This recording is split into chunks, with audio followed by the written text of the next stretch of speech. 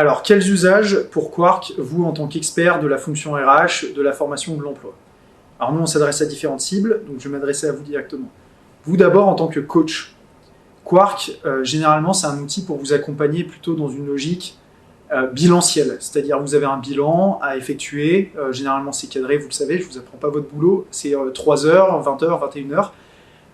Vous utilisez Quark en fil rouge pendant plusieurs sessions avec le coaché ou l'individu que vous accompagnez pour définir les compétences qu'il détient. Et donc, c'est de l'aide, finalement, à la construction d'un profil de compétences de vos clients, des individus que vous accompagnez, pour ensuite, derrière, avoir une image globale de ce qu'il sait faire, ce qu'il pourrait savoir faire, et l'orienter correctement derrière vers les jobs qui matchent avec son profil. Vous, ensuite, en tant que formateur. Alors là, il y a 2 typologies de formateurs. Vous, en tant que formateur indépendant, vous allez intervenir auprès soit d'individus, soit de collectifs, et vous allez utiliser Quark, encore une fois, pour définir ce que savent faire les individus à l'instant T, ce qu'ils pourraient savoir faire à l'instant T plus X. Et l'usage aujourd'hui de Quark, c'est de pouvoir adapter votre programme de formation par rapport à l'audience que vous avez en face de vous.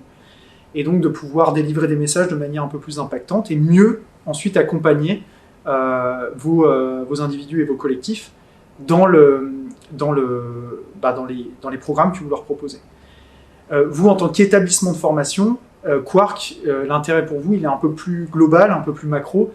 C'est non seulement de pouvoir savoir ce que c'est faire un étudiant, un apprenant, et ce qu'il serait capable de faire à l'instant T plus X, encore une fois, dans le futur, mais aussi avoir une image un peu plus globale de quelles sont les compétences que vous avez au sein de votre vivier d'étudiants et d'apprenants, et là, d'adapter des programmes de formation d'un point de vue plus global, et donc de transformer votre appareil de formation. Aujourd'hui, on est utilisé comme ça, notamment dans le cadre de notre partenariat avec l'Université Savoie-Mont-Blanc. Ensuite, vous, en tant qu'expert, plutôt de la fonction RH, des consultants en recrutement.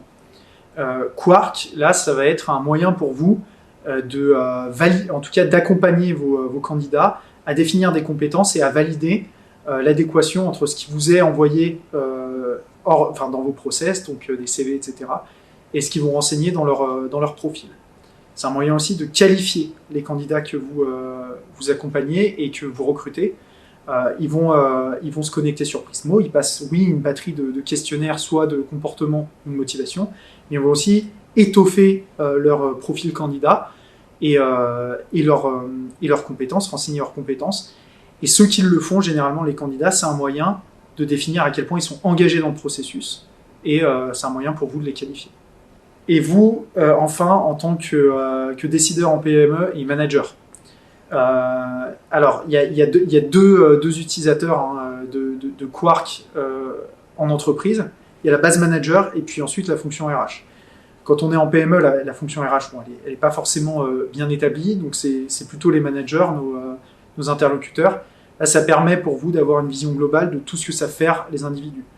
Et là, vous allez pouvoir mobiliser les personnes, pas seulement pour ce qu'elles appliquent dans leur job au quotidien, mais également ce qu'elles sont capables de faire.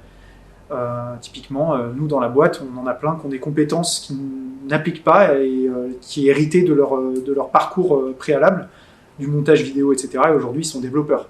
Donc on peut mobiliser ces compétences dont ils disposent et les fidéliser. Et pour la fonction RH, c'est d'avoir une vision plus globale là, du référentiel de compétences techniques des collaborateurs. Encore une fois, des compétences appliquées dans le job et puis des compétences détenues par tous les collaborateurs.